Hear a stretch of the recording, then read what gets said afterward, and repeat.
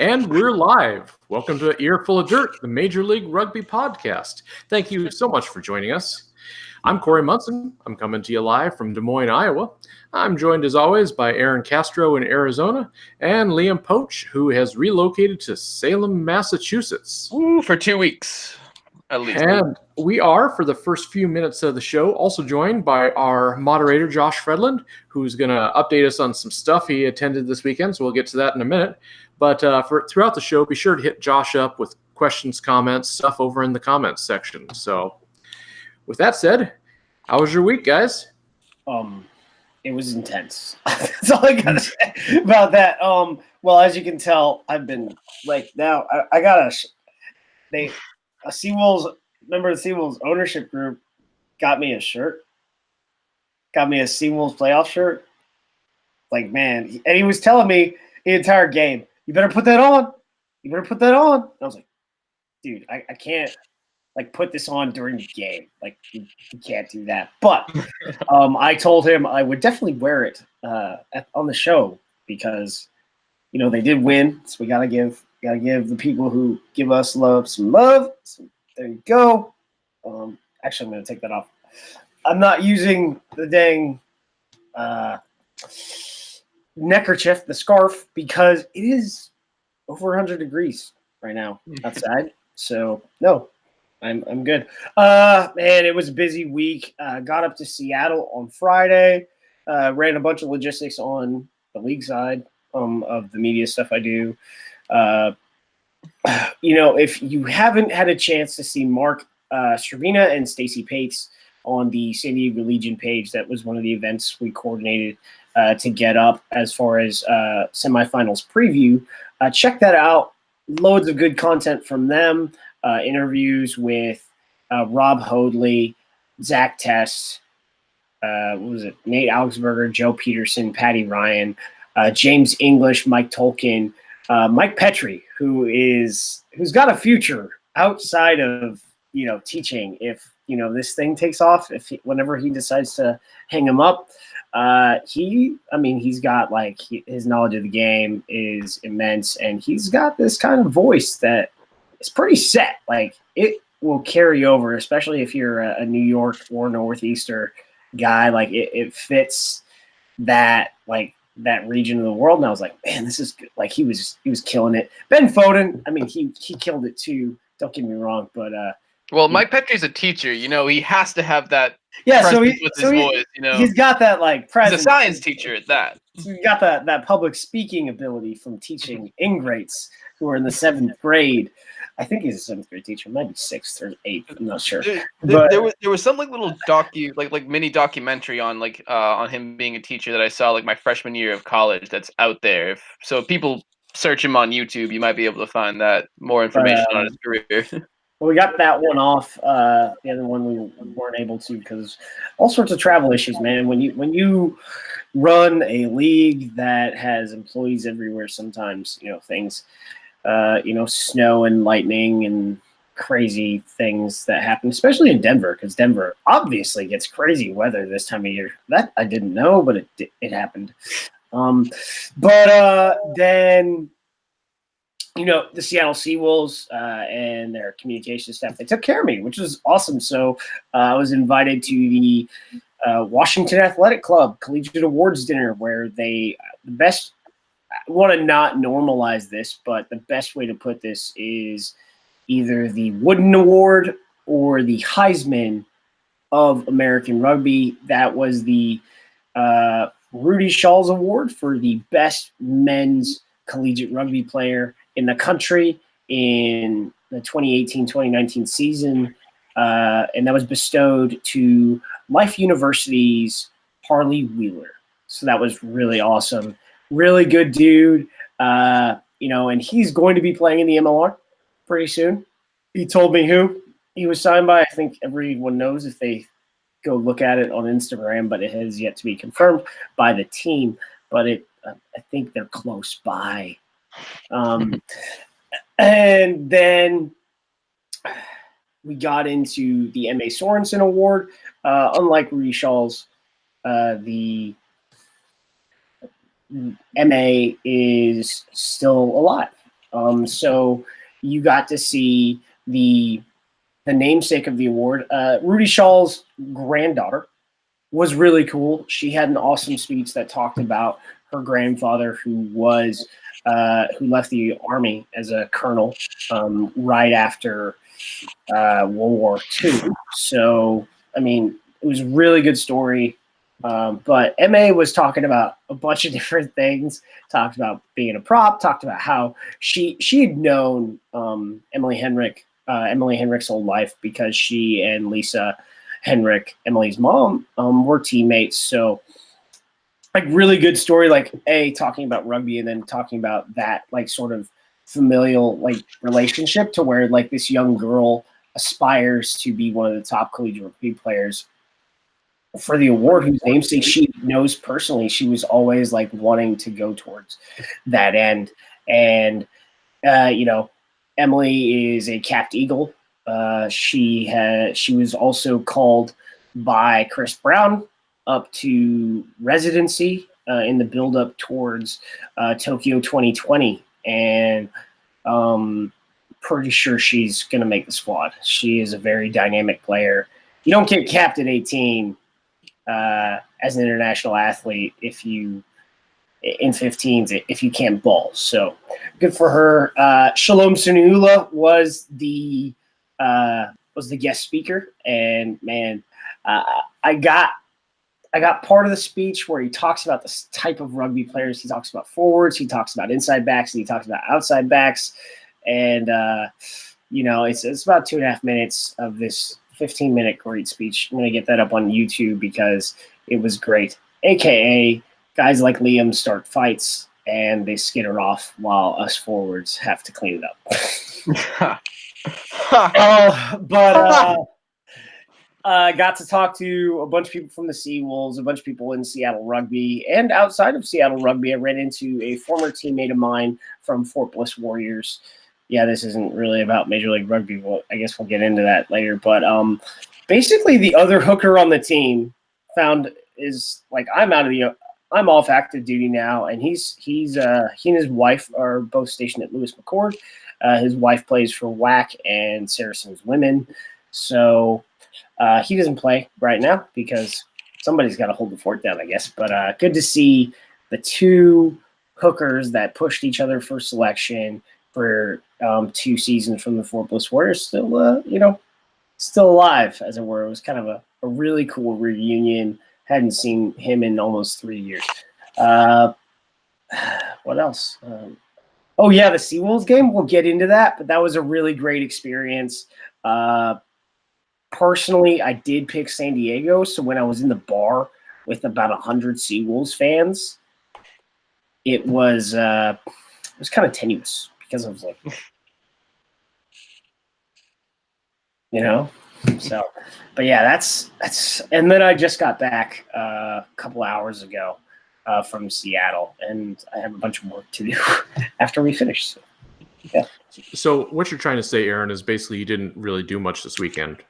Oh no, there was a lot of socializing this weekend. It was a rugby tour, so I was on the beers quite a bit on Saturday night.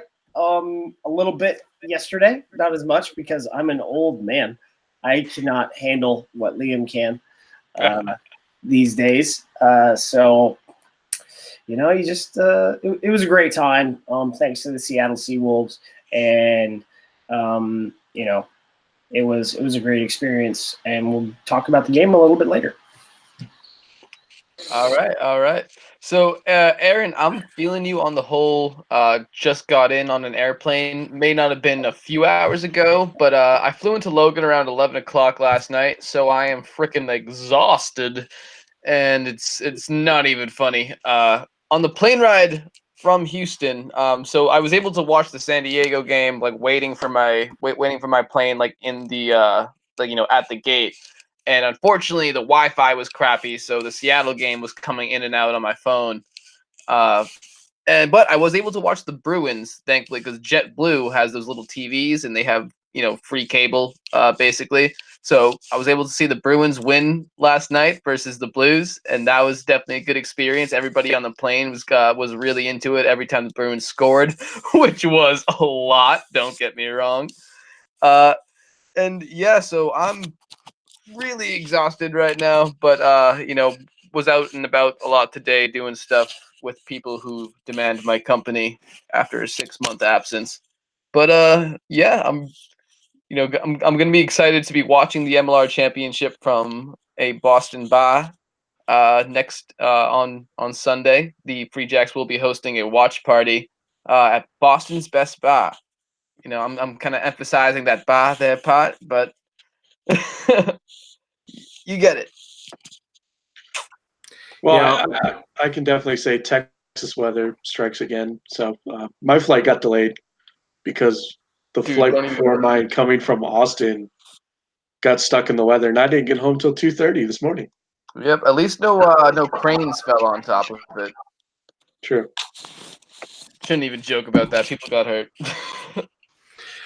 Yeah, so apparently we've all been like freaking exhausted and traveling because I just got back in town about between 7 and 7:30. I put 700 miles on the old car this weekend. So Jesus.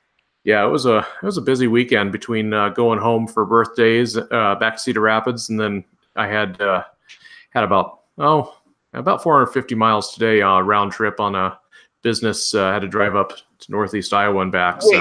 Wait, 450 miles in a day, dude? Jesus. Yeah, is that just like Iowa? Like, oh, it's right up the road, it's just 35 minutes. No, that's from the middle of Iowa to the east side of Iowa. What story were you chasing, Corey? Oh, I was just interviewing a farmer up there, and just went up to see him. It was 4 hours up, 4 hours down. So, yeah, it was a long freaking day. So grow some corn in that corner. Grow beets in that corner. So I guess what we're saying is, for our audience this week, we're really, really excited about the semifinals, but we're all freaking beat as hell. So let's get into the show. What do you say? Let me tell you a little bit about us real quick, and then we'll get to it. First up, this is Earful of Dirt, the podcast. We do this each and every Monday night here on YouTube. We discuss rumors, news, and all of the stuff coming out of Major League Rugby, which is the United States Professional Rugby Union. It's our chance to look at the issues, hear from the league, players, and team leadership, and check in with our friends from across the U.S. rugby scene. So, Aaron, what we got on the show this week? We got a special report from our nation's capital. We deployed Josh Fredland from his vacation to steal some food from Cuisine Solutions to see if the stuff was real. But yes, he did see an MLR exhibition side in person, so we'll get into that. San Diego sneaks past New York. Seattle, man, they thumped Toronto. And we'll get into a championship preview as well as our predictions. Fantastic. So yeah, first up, we want to hit on the Old Glory DC had an exhibition match. They're one of the expansion teams for MLR 2020, for those of you guys not up to speed. So Old Glory hosted the Ontario Blues, which is a high-level club team from the Toronto area. And they won in DC. DC won 29-15. Correction. Provincial. They're a provincial team. They're a provincial team from the Toronto region. They're somewhere up there. Anyway, hey, Josh, tell us about the game.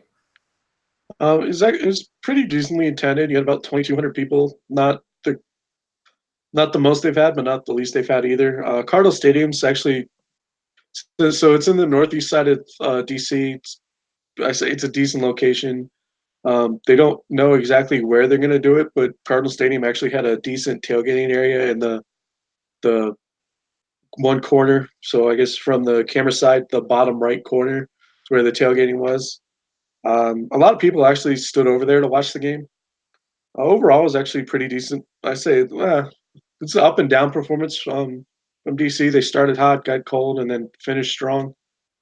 They just need to play together more. They had the talent, but they just need the cohesion.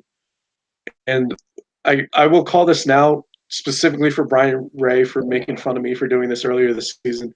Josh Brown is my MLR preseason newcomer of the year for next season. Ooh. Nice. Aaron, did you get a chance to catch any of this game? Yeah, I was able to catch some of it before heading out. I think I caught more of it than I didn't. Really, you have a brand new Ontario Blues side. Everyone who had played for the Blues for the last 5 years, that was this cohesive group that would beat on occasion not on occasion, but often teams like Old Blue, Nyack, the Raptors. Guess where they're playing? They are either elsewhere, like Eric Howard with Nola Gold, or they are the Toronto Arrows. So this is all the younger guys that was behind that group of players, and guys who just essentially the Glendale Merlins. Yeah, so Yeah. You got the Glendale Merlins of a provincial side forming up that will get some good coaching, but for the most part, some of these guys will be trying for MLR next year, but they're not there yet. Like, so in theory, talent-wise, DC hopefully would be better, but we got to give them some time to develop, because I think this blue side will probably get its butt kicked in the CRC. Yeah. So personally, I was only able to catch a few minutes of this game myself. I thought the OGs played pretty well, but kind of like Josh said, there's a lot to be said for the cohesion of this team. They seemed a lot mildly disjointed about the way they played, but that's kind of to be expected at this point. They still don't have chemistry, and there's still not a huge amount of certainty about what this roster is going to officially look like come MLR 2020. Ontario didn't have as much of a fight as I thought they would. Again, they were a younger side, and they played very much like a club team, as opposed to the dominant Blues club that we've seen in the past, and the one who has defeated teams like the Glendale Raptors. One complaint I had against both of these teams specifically was the literal depth on their line offensively. As in neither team was really giving their ball carriers the opportunity to get into space. Hey, Corey, you're continuously highlighting my script, man. Neither team was kind of giving their ball carriers, I felt like, the opportunity to get into space because of a litany of flat passes. Transitions going to be a work in progress for this team, especially after turnovers, and that's going to be a huge fact. That's going to be a huge factor going in. So actually, I do have another observation, and this has nothing to do with this game. The Glendale Merlins and Glendale Raptors have to have two of the most disappointing mascots and logos compared to what their names are. Like, I get like that they're both like birds or something like that technically, but the Glendale Merlins their logo should be a big bearded wizard with a hat. And the Glendale Raptors need to be a goddamn Velociraptor from Jurassic Park. All right, it's like the idea of a Knights of the Old Republic movie for Star Wars fans. It's, give us what we want. You know what we want. Give it to us. Yeah, it's just kind of disappointing all the way around. It's like, you're being sold a bill of goods here that just isn't paying off. Oh, fantastic. Okay. So one more question, Josh, before you head back behind the camera there. Did you have a chance to check out the sandwich? Unfortunately, I didn't. We met up with some friends of my dad's who played rugby in the DC area, still plays old boys rugby in the DC area. We had some food with them. I did hear a couple people talk about it in passing. Said it was okay sandwich, probably not worth the price though. Fair enough. Old Glory may be the only MLR team with an official sandwich. If you haven't seen it yet, go check out their socials. They got it posted up there. So thank you, Josh, so much for stepping out to the game this last weekend. We really appreciate the report. And as always, please hit him up in the comment section here on YouTube with question comments throughout the show. So he'll be back there helping you out. So thank you so much, Josh. Bye, Josh. All right, so let's talk about some playoff action. What do you guys say? Oh, I think that might be nice there, guy. That's kind of why we're here, right? Eh, First up, I have nowhere else to go. First up was RUNY traveling all the way to San Diego and almost winning it. Almost winning it. But you know what they always say, winning teams find a way to win. So San Diego pulled it out right at the death and won 24-22. Liam, start us off with some analysis. So, as I said during the intro to the show, I was in the airport for this one, sitting at the bar at Papa's Barbecue 2 hours before I was scheduled to board. Waiting in airports to me, honestly, is almost as bad as sitting on the tarmac. Just you're forced to sit in like that that uncomfortable gate waiting room chair, or otherwise one of their weird semi-comfortable couches that are in odd shape, so you can't even stretch out and get comfortable. Don't even get me started. Anyway, I thought in a lot of ways we saw the best versions of both of these teams, and in some other ways, not so much. First thing that stood out to me was the overall speed of the game right out of the gate. Obviously going in, this is the playoffs, and a little bit more of extra gusto, I guess you could say, is expected, and those expectations were definitely met. So, like I said, there was a lot of examples of the best versions of each of these teams, mainly being defense in the first half. We saw an absence of scoring for the first 14 minutes of play before Patty Ryan would rumble over the line for RUNY, while San Diego didn't find their first score until almost 27 minutes in by the way of Pifoletti. So right up until 40 minutes, this is like wicked tight. And not going to lie, I thought it was huge for RUNY to go into the half with the late lead thanks to Dylan Fawcett, getting the try out of what else but the line out where he's gotten a lot of his booty so far this season. But I thought that halftime lead was huge, not only from a confidence level, but just based on the fact that San Diego was having a much tougher time than usual, keeping the ball to themselves. And New York was playing very aggressive that even the Leafs' #1 ranked defense kind of looked jumbled at times. But the second half told a completely different story, especially when it came to San Diego's possession. I didn't see New York's aggression necessarily subside, but rather San Diego just kind of began executing at a much more efficient level than the first. So probably more so in the ways that people kind of expected them to be operating going into this game. Anyway, in the end, the newfound execution ended up with them being able to secure 2 more tries in the game. The first being early on from Josh Furno, and the nail in the coffin and the game-winning try coming from the ever impactful Mr. JP Duplessis, who, Aaron, maybe we'll talk about it, but dark horse MVP. In the head-to-head, San Diego controlled over 60% of Dark possession. horse? Dude, he's like raised the flag. He's like I think there's other players who you can make the case for. no, I'm saying I wouldn't consider him a dark horse. I would consider him that's fair. A real shot. All right. So in the head-to-head, San Diego controlled over 60% of possession, mostly thanks to their play in the second half. On top of that, the Legion had 829 total meters on the night with an average MVP of 4.7 and 6 line breaks, which an average MPP or meters per pass of 4.7 on 6 line breaks. That's kind of low, but it's not too flashy anyway. But you can't argue with the results because winners win. Meanwhile, the RUNY Roosters. By the way, would you say that the Legion choked these Roosters? They ended up choking out the Rooster by the end of the Anyway, only 438 meters on the night for the RUNY Roosters, more than half of which was in the first half, with an average MPP of 4.3. So yeah, not the best night offensively for New York. They kind of fell off in the second half, especially. It just didn't seem like they could, they started committing more penalties, even though San Diego definitely took that one with 11 total.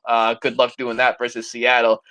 But it's unfortunate just because you felt like there was so much promise with them moving the ball offensively in the first half, but it just didn't seem like they actually got the chance to do so in the second half, just thanks to a litany of things that was just them getting in their own way. All right. Well. That was pretty good. I'll look at it a different way. Not really how I saw this one going. really got to look at that defense that New York threw down, as previously mentioned. Some high tackle counts by some hard hitters. We'll get into part of why that was actually bad for the Roosters.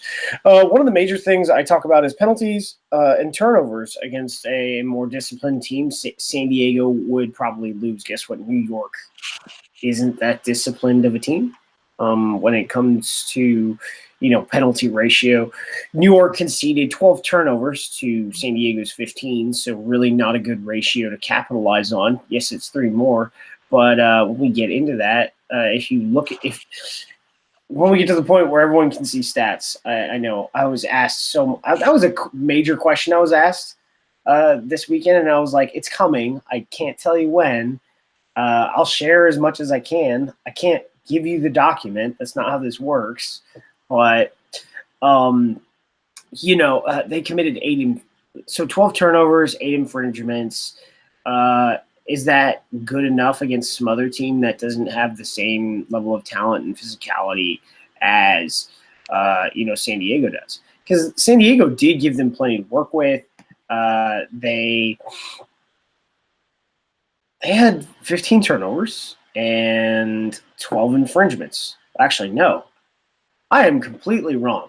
Wow. So the infringements was 12-10. So there you go. This really, I thought it was 12-8, and not. So that's what you had was New York committed almost a penalty for penalty with San Diego, and that isn't really what's going to get you a win. It really takes. I was talking to Chris Silverthorne after the game, and he was like, it took us 3 yellow cards to beat them. They are the best team in the league. Like that. I mean, that's a lot of praise, right? Where he's like, I'll take the win, but it took 3 yellow cards for us to win that thing. Yeah. So something we did see from San Diego, unlike last week, was commitment to the set piece. Against New Orleans, they lost in their scrum and they lost in their lineout and was really actually out physical. In this game, they got 100% of their scrums. If you look at the lineout percentage, they were equal. They both lost one as well, so they were better. They didn't really go in hard on their maul for their lineout drive, and similarly, New York went away from probably the most efficient or second most efficient maul in the league. I think the top 3 mauls were, maybe it wasn't New Orleans by the end, but if you look at the top 4 mauls in the league, it would have been like Toronto, New York, San Diego, and New Orleans, and San Diego would be like 5th, like pretty close to number 4, but not number 4. And as they say for hookers, sometimes when you're in the mall, you're at the benefit. You benefit off everyone's hard work, and you just score a lot. Well, they really wasted a lot of those opportunities going out of their mall, or just taking the line out straight and passing back, because you have this cheating defense from, and I don't mean cheating in cheating. The way that defense is, it's a blitz umbrella. So they're going to challenge you at the breakdown and then sort of try to make you make a mistake on the wing, if that makes any sense. And they've got the best line speed of any defense in the league for San Diego. So that's why they've, not allowed teams to score a lot of points. And in that first half, New York really, they were able to be somewhat successful, but they were inefficient the entire time. And going on to San Diego's attack, I really felt with how physical they were, I knew something was going to break. Not for San Diego, but for New York. And I thought it would break much sooner than it did, because they were just beating them up. But what happened was turnovers. And this is what sort of kept them in the game. So they had 15 turnovers, but I think it was either 5 or 6, knock-ons out of the breakdown.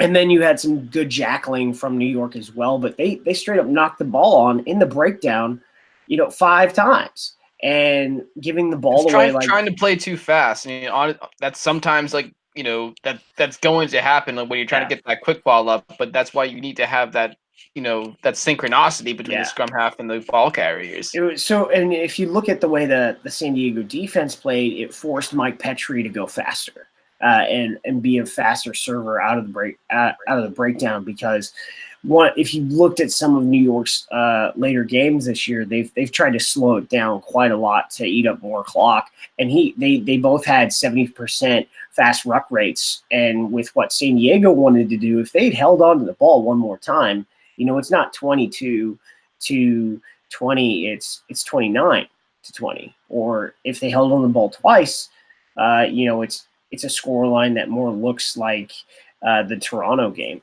And so, we look at glow percentage, we look at meters per pass. If to an extent, San Diego really wasn't trying to be efficient in meters per pass.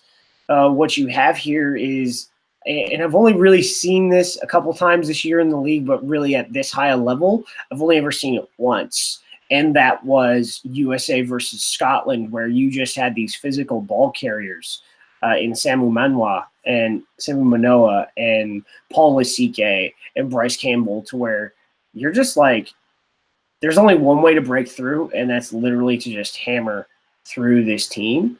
And the tackle differential, 108 to 214. So for missed tackles, it was 15 for San Diego and 31 for New York. So when you have to make that many tackles and you're losing, there's kind of a reason. And they, instead of playing really, San Diego did try to get the ball wide, and credit to guys like Will Leonard, who just got after it, from the wing position, from Mark O'Keefe. Like these guys just, they did things,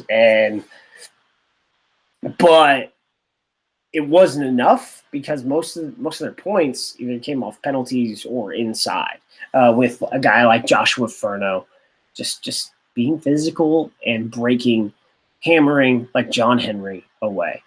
Field position is another one. If you look at field position when it comes to their kicking, it was sort of more in the favor of Rugby United New York. But when you look at the territory that Rugby United New York gained, it was half of what San Diego got. And I really think if you look at this game, a lot of San Diego's meters were good meters. It wasn't necessarily bad or garbage meters, but they just would give up the ball. Like they just hand it up. And Joe Peterson on his own, 433 meters from 10 kicks. Like they put the pressure on in the right ways, and at a certain point it broke. And in a lot of ways, similar to how at a certain point, it broke for Toronto last week when they played New York, and Sam Malcolm, who I met last night, just was a little cheeky little fellow, and put that ball right through the goalposts, and one on a drop goal. So that's sort of where we were, and it was an impressive game to watch defensively. Offensively, well, on both ends, it was kind of dirty. Fair enough. So that started us off. And if that one was, I kind of got myself in a little bit of trouble on Twitter for saying that if the San Diego game was incredibly exciting, I kind of thought that the Seattle game was a little bit boring, just because, well, Seattle pretty much had this thing under control the entire match. I really felt like there wasn't much of a competition. How dare you say anything against the Rain City Dickfish? Sorry. No, I wasn't. I was praising them. I was saying the Fish did very, very well this weekend. So, Starfire Magic continues, and Seattle won at home over Toronto. 30-12 was the final on that one. Aaron, lead us off with some analysis. I was talking to both SaberCats owners on Saturday night at the WAC, and I was like, so they were like, "Who you got? Who you got?" Like, telling me to just put my pick down. I was like, well, I was like, well, the last 2 times I picked against you in a knockout game, you won. So maybe I should have just picked against you, but I picked you by 3. I really think this is going to be a bar fight because, this is, the 2 most defensive, like 2 really good defense, 2 most disciplined teams in the league. And it was not. It became so in the second half because Toronto is a very skilled team. They've been together a very long time, and it showed like their experience, their international experience in the second half. They got after it, and I talked to the GM Mark Winokur before and after the game, and like I said, I had spoken to Chris Silverthorne, and they're just like 10 minutes. 10 freaking minutes is how they felt it. And it really 10 minutes, if they had 10 more minutes, it would have been an interesting game. But at the end of the day, the Seawolves did everything that they needed to do to win this. They went out and they just pumped them, like physically in the first half. When it came to carrying, like Nakai Penny is a very physical ball runner, but he can also like gash you. He cut 15 meters apiece on his carries, and then you have guys like Brad Tucker and Samu who do their thing. But it was really, for the most part, from the Seawolves' perspective, it was a big team effort. Like a lot of guys had over 40 meters made in this game. Defensively, that's really where this thing changes a bit because of the physical hits that they distributed. Api Nakiatini, he laid some physical hits. And then Brad Tucker laid some physical hits. But the one that is going to be on the highlight reel is where Samu Manoa knocks the breath out of Sam Malcolm. And I can tell you that Sam is perfectly fine, because I spoke to him after the match, like he was great. But that impact, Samo's like 275 pounds, and that's what he's fit. Like, so Sam was coherent. He was responding to. Oh, he was great. Asking. But I think his like below the neck, like below the collarbones, it's got to be sore. He's probably in an ice bath right now. Doing like going to cryo multiple times. Probably went to cryo multiple times today after he got back. He's a Kiwi, man. I'm pretty sure like their bodies are just genetically built for rugby, though. Yeah, so I mean, he's probably been hit by as big a guys growing up, But that was something, because I was like, man, and he probably just needed to catch his breath. But he had a decent game too, for his side, for the Arrows. But at the end of the day, man, what they did, like when it came to ball position, they had over 700 meters kicked. And Stefan Coetzee, I hate you. I hate you and the Butcher and others of your kind. Well, actually, you're my brothers, but I don't know how to kick in play.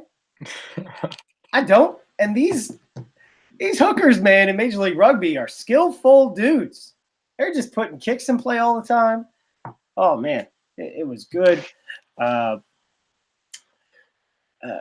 it comes to penalties, Seawolves made less penalties. When it comes to, like, you had only card. 5 penalties. Yeah, they committed 5. And this is one of the few games where, the Arrows committed over 10 infringements. They had a yellow card. The big thing, though, in this one was turnovers. They just coughed up the ball, man. Yeah, we ain't talking about the apple kind either. 22 turnovers conceded for the Arrows. So they gave the Seawolves pretty much every opportunity that they needed to be in position to score early and often. And that's why the territory is different in 42% compared to 58%. And meters made is significantly in the favor of the arrows. It's because they had to make those meters, and then they gave up the ball in the wrong part of the field, and then would commit an infringement, and then Brock Stoller would make a penalty goal. He had 3 penalty goals. He missed 1. There was this one tackle that I thought Brock Stoller got hit by Spencer Jones in the face because he was like, I forget who he was being tackled by, and then I just see this arm swing. And Brock's like, dude, I don't even remember. Like, I'm good. Like, it probably missed. But then we get to the second half, and what do you see? You see the arrows. They come out, and they force that seawall defense to awaken and make the right stops at the right time, because it's hard to come back from 20 points. And they had 20 points, and then they had 23 points, and then they had 30 points. And, that there was this one kick where I just remember seeing Tony Rennell. He's like, we have to make this. We have to make this. We have to make this. And this is the one penalty that Brock Stoller misses. Oh, man. Like seeing – because they knew, like the Seawolves fans, they're smart bunch. They knew that the amount of points that they had wasn't enough. And eventually, the Seawolves continued to go as well. And they scored more points, scored another try, and they just made it happen. When it comes to the scrum, man, there were some questions about how the breakdown was officiated, but I'll tell you, they conceded the fact that they got their butt whooped in the first half. And then in the second half, because you leave Brewer and Mitchell in a longer period of time, there was a big drop-off when Jake Ilnicki and Api Nakatini came off the pit. Jake Ilnicki went in, Api Nakatini left the engine room, and, when Justice came off the field, there was a big difference with Kellen Gordon and Jake Ilnicki, in the scrum. Like, there just was, and I think they're going to have to work on that this week. Billy was back and, made some really key tackles in the 30 minutes he was on the pitch, but he's also, I think people are starting to see that he's an instigator. And he smiles, which makes it even more hilarious because he's got a big smile. He's fit. Like, he is, I don't know about the leg, but he is in better fitness than he was last year. To be honest, he's a little cut up. So, there you go. Nice. So, as I said at the beginning of the show, I was on an airplane for this game, and the crappy Wi-Fi. By the way, thank you for JetBlue for providing Wi-Fi. I was able to update my statuses and stuff like that on Facebook. But streaming, definitely not optimal when it comes to the strength of the internet there. But what am I good for if not for some statistics? Aaron already gave you guys some. So just basically in the head-to-head, Seattle came away with 44 total possession advantage in this one and 42% in territory. But based on the footage I've seen and what Aaron just said, that may have been a little bit skewered by Toronto's late comeback attempt just to make it interesting for y'all. Production on the ground, 561 total meters gained for Seattle with an average meters per pass of 5.1. While Toronto came away with a pretty impressive 844 meters with a gain, with an average MPP of 5.2. Big difference that stands out to me, again, as Aaron said, penalties, of which Seattle only gave up 5 compared to Toronto's 11. So San Diego, you might want to tighten up, because if you give opportunities to the Seattle team, they're gonna make you pay, there, guy. They're gonna make you pay. It'll be interesting, after the performances this weekend, just to see what happens in the championship. But we'll get to that next. Real quick, I just want to point out, how exciting is it to have the 2 expansion teams for 2019 be the 3rd and 4th place finishers for the season?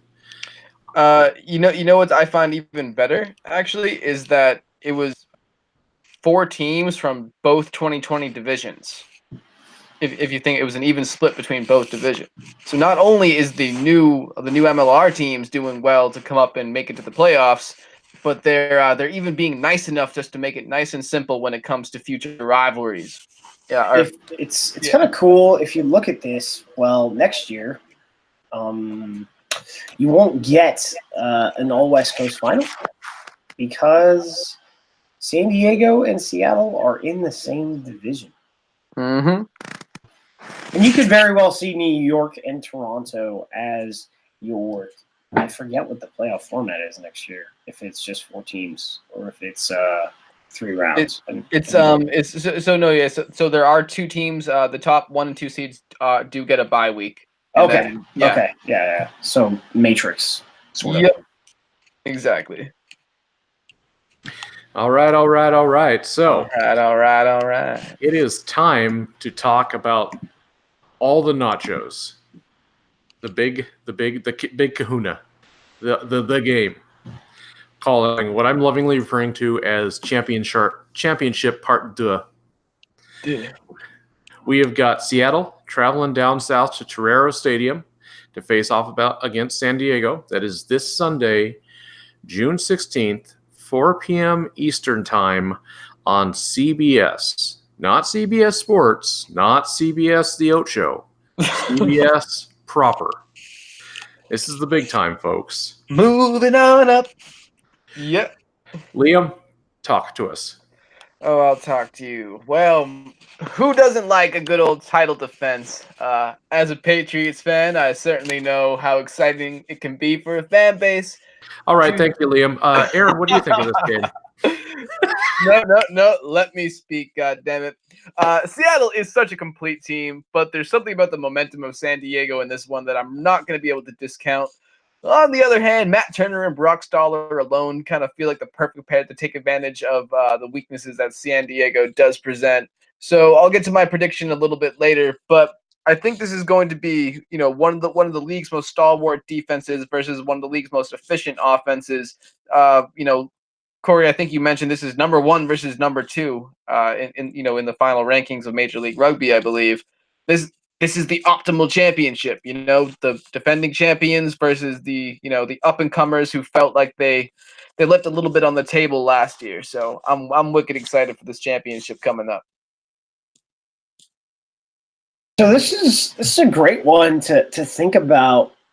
So last year, I was told to plug this by, I guess this is what saved my life in Seattle, because I promised. Hello.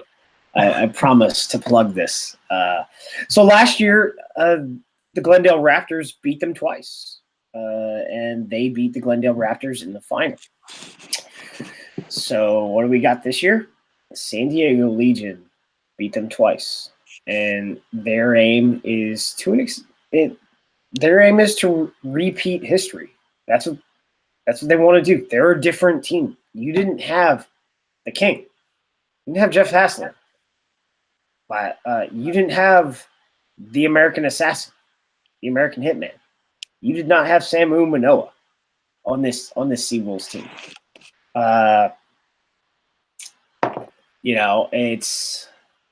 It's going to be interesting to see what this matchup is, because I think Rob Hoadley has gone more with skill guys on the wings for San Diego due to injuries, sort of less dynamic finishers and more just guys who can do things in regards to passing, distribution, kicking. The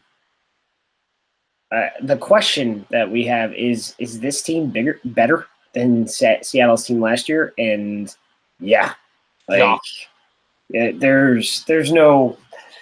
there's really no comparison. To an extent, I'll be honest.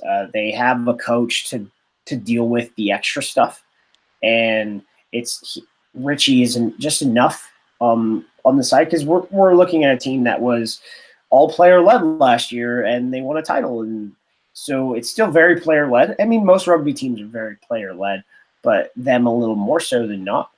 But it gives you that extra voice to to calm everyone down and focus them.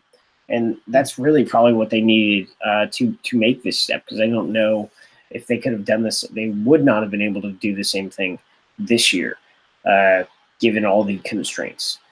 Now, is San Diego better? Yeah, like both of these teams are better. And I was talking to, man, I keep dropping names, but I was talking to, like, one of the people I talked to over the weekend a lot was Adrian Balfour, and he's like, next week, when you, and this is me just being pronouncive and stupid on a Saturday night, when you and San Diego play, it will be the highest quality domestic match in the United States ever. Knock on wood. You know, just because you said that, it's like the commentator's curse, right? Knock on wood here. But we're looking at two teams that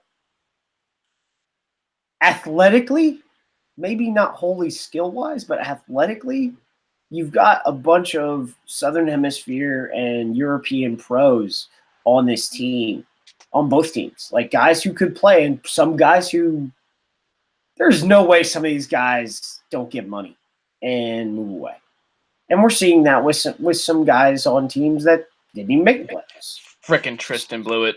So frickin' Sean Payton poaching our players. Or just get over the call, man. All right. Instead of going overseas, go to the NFL like Tristan blew it. You know. So we're looking at, like, athletically, two teams that would at least their first 15, their 23 match day squad would compare pretty well against a European team, at least in second division. I think, Aaron, I literally have a tab open on my computer right now, the English Premiership Rugby standings, and I was going to ask you, between these two teams, if you had to choose one of these teams to face the Newcastle Falcons, so they finished out the Premiership season at 6-16, who would you choose between the Legion and the Seawolves? Well, Newcastle's attack is awful, so let's go with the best defense. I mean, honestly, like San Diego, but I would pick both, man. Like, Newcastle was awful. They're going down for a reason. So hold on, are you saying like not only would they be competitive, do you think they could actually beat the Newcastle Falcons?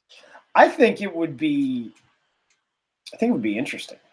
I think that they have. I don't think that the odds would be that crazy. I guess the better question would be is,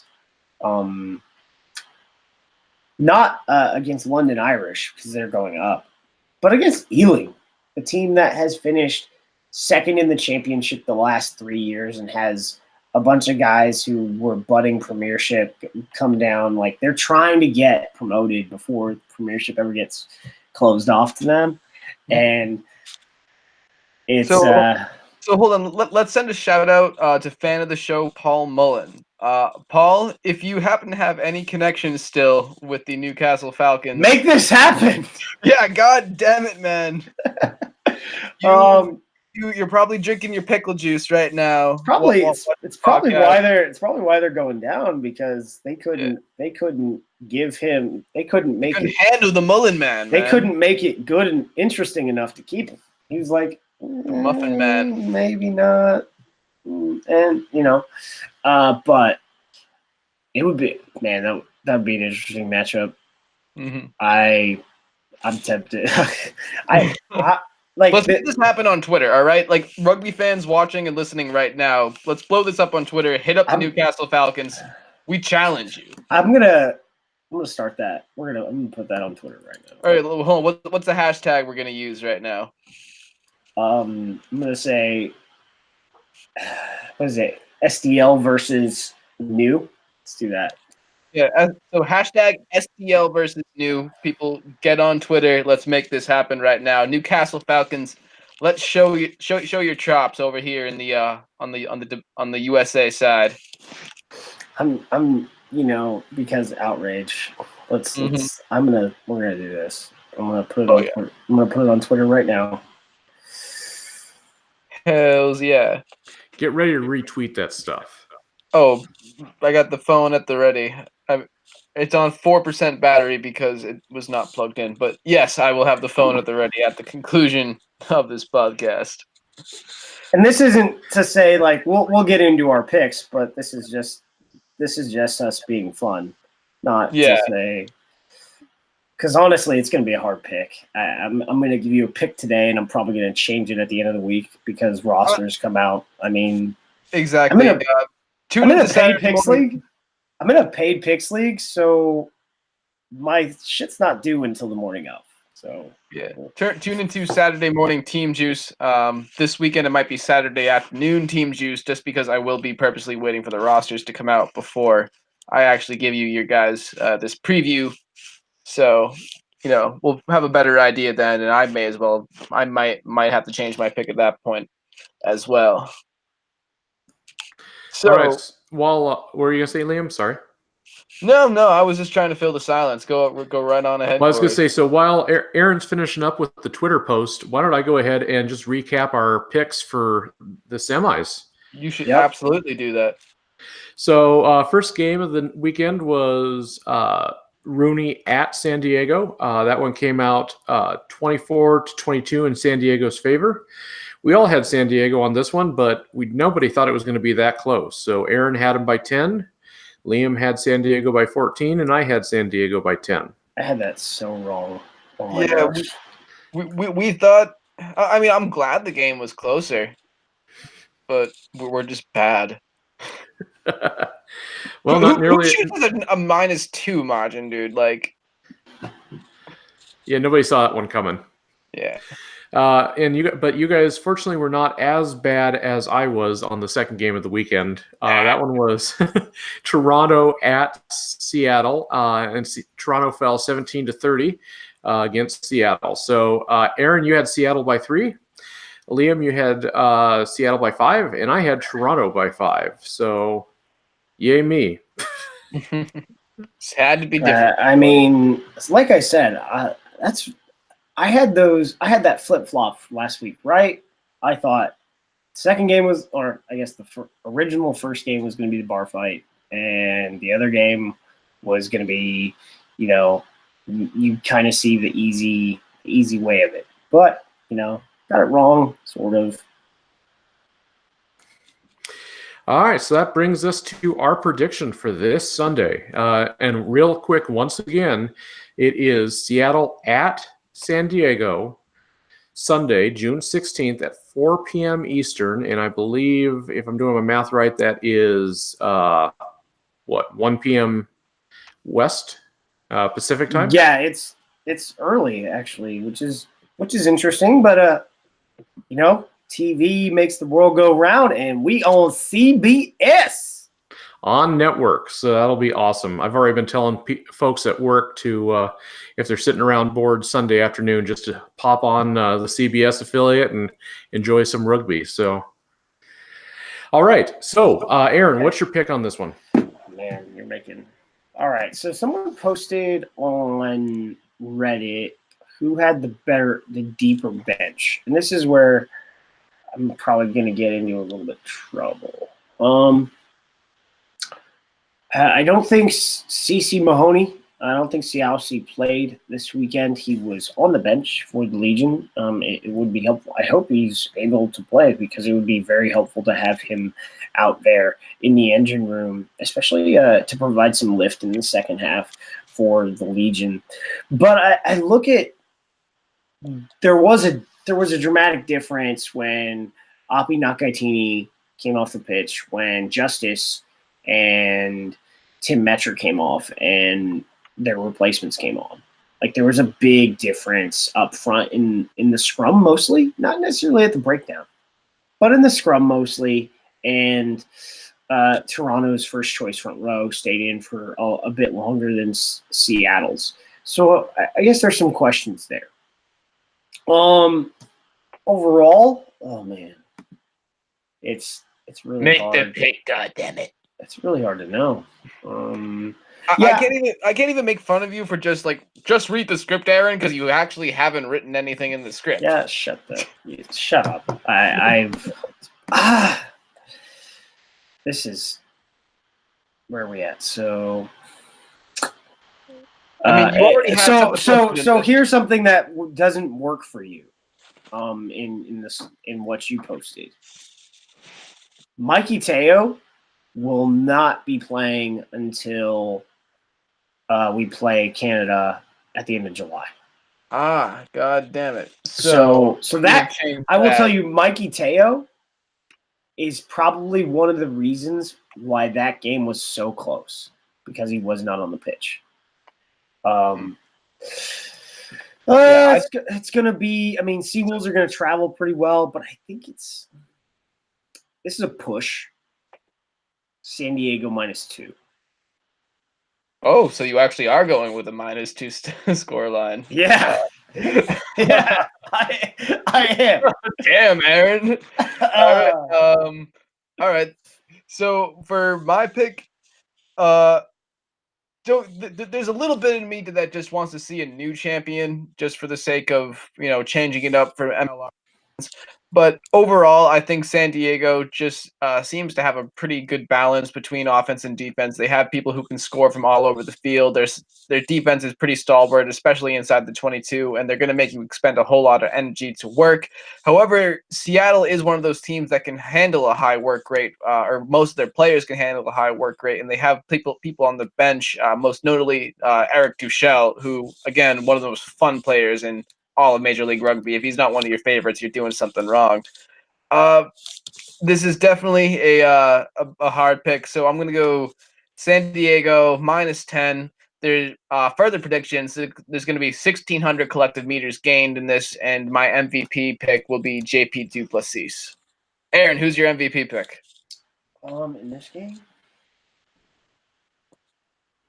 If it's not San Diego, then my MVP will be Matt Turner. Oh, if it's not San Diego, my pick. So we're gonna do both, right? I'm gonna pick both.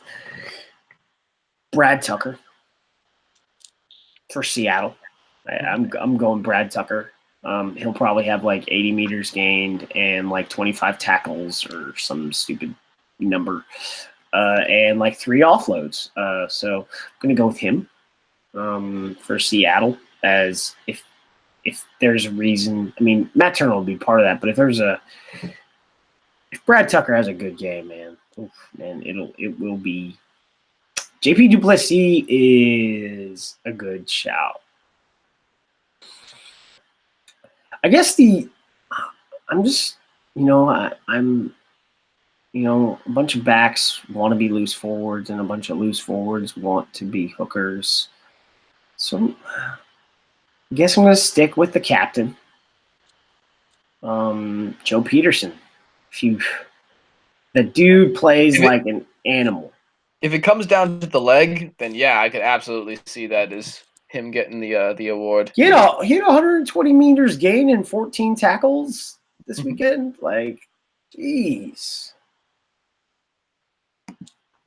All right. And my pick is going in the opposite direction, because I know betting against Seattle is never a good thing. So I'm going to say they win by 10.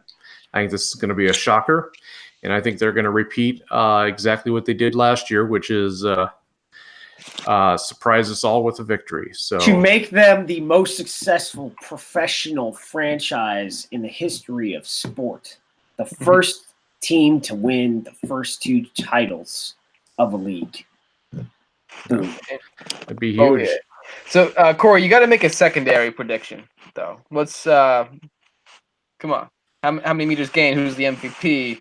Who's gonna lose their rugby shorts on the field? Come on, give us something. I'm going to predict that CJ is going to be at the game in San Diego. I can confirm that is the case. So you're going to have to come up with something else. I think I owe you a secondary prediction. I'm going to go with over 350 tackles. I'm going to say under 1,400 meters gained and Over 20 turnovers. Ooh. All right. I Okay. hope there's not over 20 turnovers. I want to see some continuous play, but all right. How about this for my prediction? And since we probably will never see this number, I won't be able to be called out on it. I'm predicting a million plus viewership for the final game on CBS proper. Actually, Knock on wood, baby. you will. I mean, we'll be able to see this number because I've figured out how to pull like sports ratings. So that because somebody else publishes them because you have to be a member of something to get them. Like that AP shit, yeah. Yeah. I know It's what you mean. so someone else publishes sports ratings and in general like top cable. So like if it hits like 1 million on network, it will be great. Like we'll know. It'll be awesome. So there's mine. There's my secondary pick there. All right. So that brings us up to questions from Bob, our friend on the Reddit sphere. So yeah, everybody who's not familiar with this, we take questions over on the Reddit page every week, and that's reddit.com/r/MLRugby. So be sure to hit us up there if you have questions before the show. So first one up this week comes from Greetings ADM, who says, I heard one of the people in the booth call the 20-minute water break a drench break. Can this be an official term now? I've never heard that term. So sure, go ahead. Why not? Yep. As All long as right. you're drinking that Saturday morning team juice. Say Ni. Will Ali Khalifi be available for the finals? No. IDK. No.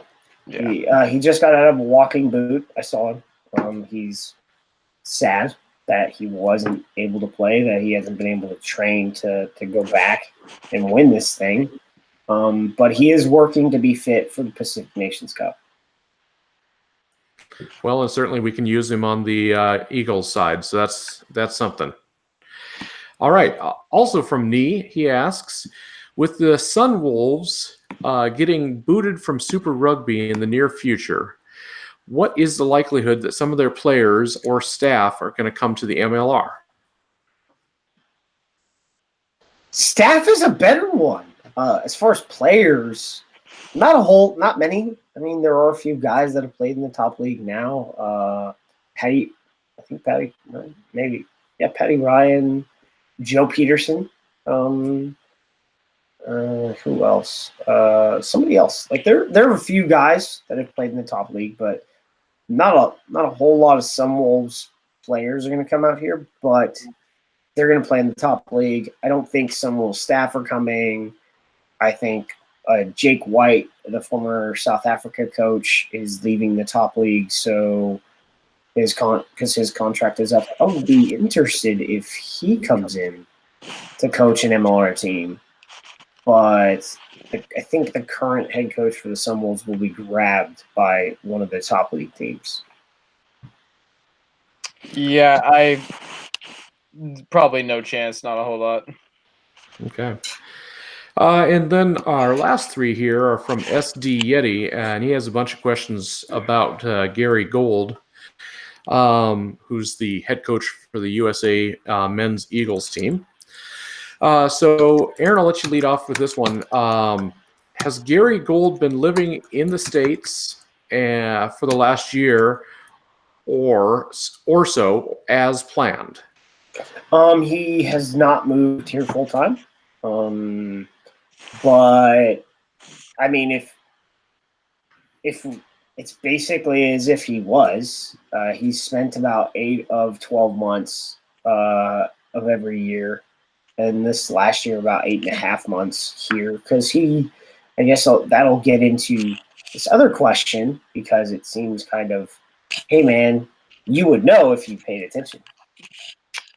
Yeah, plot twist. Gary Gold has actually been living with me. It's kind of like a 2.5 men situation with Connor Murphy being the kid. What does he smell like? I don't know. You'll have to ask our version of the character of Rose. But that's actually just Paul Santinelli sneaking into our house every now and again. Shout out to you, Paul. After 10 p.m. Central Time, things get weird. That's all I got to say. Yeah. Oh, yeah. Oh my God. There's a early 2000s entertainment reference on this show. Like that's by the way, that's a new part of this drinking of the EOD drinking game. Is every time a pop culture 2000s reference on the show is heard. Yeah, it's just like the final episode of MASH. Oh wait. Okay. Also from SD Yeti, does Gary Gold go to many US or MLR matches, and do the coaches do the coach building stuff? Oh, does he work with the coaches, MLR coaches? It seems kind of a weird, that part. Like, does he do coach building? I mean, they have discussions, but he's there. He's been to every single franchise except Toronto, like for a game. So, I mean, that goes into like, hey, how has he lived here a lot? Yeah, he spends a lot of time here. He's also got a family. The intent originally, I think his daughter was looking at going to college here, so they were just going to move. But I mean, if someone's committed to spending 9 of 12 months here when you only have 3.5 months of playing time, and they spend 8.5 months here, I can't really, say much, because the guy scouts talent all over the place. He and Greg McWilliams have gone to a bunch of college games. They've been to every domestic MLR team for at least one game, like a home game for each one of those teams. So there's 8 American MLR teams this year. He's been to every single one of them at least once. So do they have coach development? I don't think that's where you need to use him for coach development. Has he done coach development stuff? He's done a lot of coach development stuff. He did there was I wouldn't say it was a week long, but there was a clinic at Yale with Gary Gold, which was really cool. I didn't get a chance to go to that, but he was killing it. He's done more than a few of those all over the country. At the end of the day, trying to get this side ready has probably taken more of a priority than some of the coach development stuff. And and partially we got to fund that. But when it comes to showing up to games and having discussions with coaching staffs about the players that are likely to be selected for the World Cup, yeah, they have those conversations all the time. He has watched every single MLR game this year. Think about that. I mean, I've watched every single MLR game.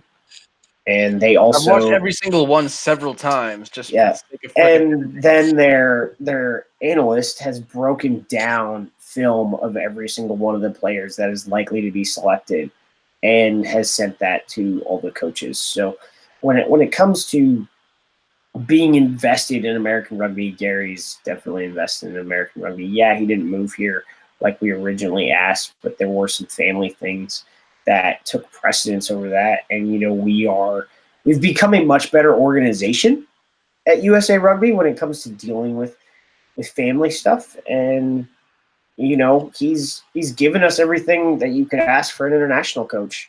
And sometimes they have to take some time off to recharge their own batteries.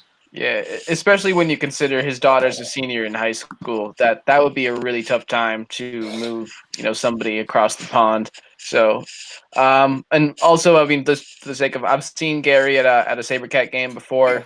Was able to shake his hand really quickly as I was walking shit. But yeah, I didn't see him doing any coach development. I saw him talking with Fitzpatrick. But that was the extent of that. Okay. And last question of the night, once again about Gary Gold, once again from SD Yeti. Is there any info on Gary and USAR agreeing to the next cycle? Man. I got nothing. I hope so. I do hope so, because I don't know where else you're going to – well, I kind of know where else I would look, but I don't think Atlanta would like that. Just saying. Yeah. All right. We're a fan of Gary Gold on this show. Yeah. Well, and it would be wonderful to have that consistency over multiple World Cup cycles. So I don't think anybody. There's only one job I see him leaving for. Supposedly, Rassi Erasmus is going to move back into full-time director of rugby, director of high performance role, and not be also the coach for the Springboks. And Gary was, I would say, the assistant head coach for a period of years with the Springboks, and he was their forwards coach during that period of time. So that would be the only job. And I mean, the head coach role would be the only job I see him leaving for right now. So, and with that, we are on to final thoughts. So, on our way out, Aaron, you got any final thoughts for the folks? Tristan blew it, man. You're going to be a Saint. Let's pump the brakes a little bit. Sean Payton is one who is known to experiment with bringing people in. Well, it was kind of funny. I posted it on. Also, I mean, hold on. Could Tristan Blewett be a Darren Sproles though? Yeah. This. I mean, he might not have the receiving ability, but definitely the speed, the size. Could be definitely like a dangerous jet sweep candidate. So I saw that, and I immediately texted Ryan Fitzgerald, and I said, "Tristan, have a workout with the Saints?" He's like, "Yeah." It's like they watch MLR highlights, and I got a call from Sean Payton and said, "Bring him in." And they had him for an hour. I mean, they had him for longer than an hour, but after an hour, they said, "Do you want to come back to minicamp for the next 3 days?" So, like, he caught every single ball thrown to him. When the pads go on, it's going to be different because his speed was one of his biggest assets, and so how that's going to affect it. Also, like his field vision with the helmet on, that's a big thing that rugby players tend to not really think about when they try to make the jump to the next sport. So it would be interesting, and I think that there was one of the commenters on the status we posted on Facebook, and I said, if it happens and he gets signed to their practice squad or something, that's actually awesome because this could be the beginnings of a holistic and inclusive relationship between the Saints and the Gold, to where you could have sort of a cross distribution of talent. Like, people are like, well, what about, NFL practice squad players? Could we get some of that talent? Because some of those guys want to compete at a high level in some sport. So you could end up. There's usually clauses in. I'm not saying if you're drafted, especially. Well, I'm not. We're talking about enjoined contracts where it stops you from playing somewhere else. I'm not talking about. I'm saying, hey, can we take a look at this guy? He's a high-level athlete that you got, and they have a discussion, and if it works out, and they're like, hey, we want to bring him in, he's okay with being released, and he'll sign with us, and would the Saints release a guy?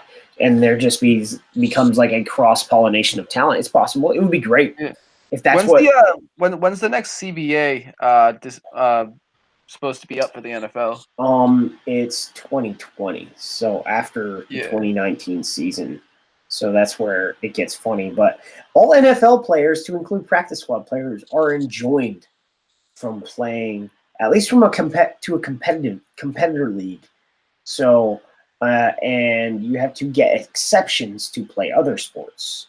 Now, Kyler Murray got the exception, but he was also the first pick in the draft.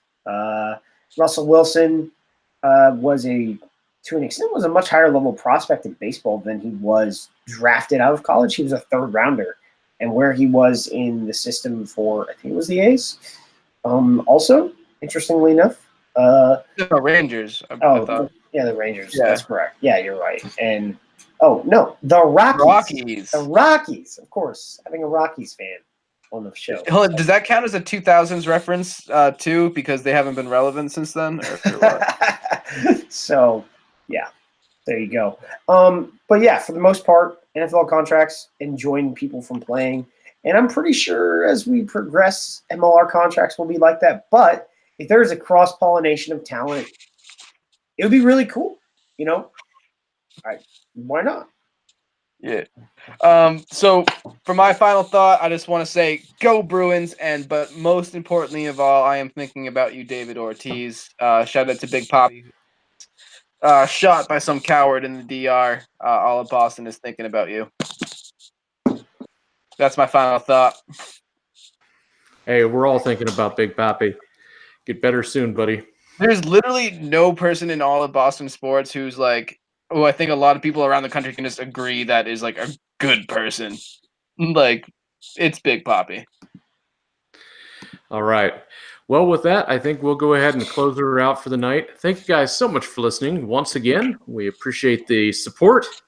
On our way out, let me just say that all opinions expressed on this broadcast are those of the hosts and the guests and do not necessarily reflect the beliefs or practices of Major League Rugby teams or the league. Aaron Castro is employed by Major League Rugby, and Liam Poach is paid once in a while by the Houston SaberCats. Be sure to tune in next week, where we'll be live again Monday night on YouTube and available on your favorite podcast platform on Wednesday morning. If you like what we do, please subscribe to our YouTube and iTunes feeds, or whatever they send out to replace iTunes, RIP. It helps folks find us and helps us move up those charts. We really appreciate it. And be sure to send us your news, views, and abuse on Facebook, Twitter, and Instagram, or via email at earfulofdirt@gmail.com. All right. Thank you guys so much for listening. And before we get back next Monday, go out and watch a championship game. We'll see you then. I'm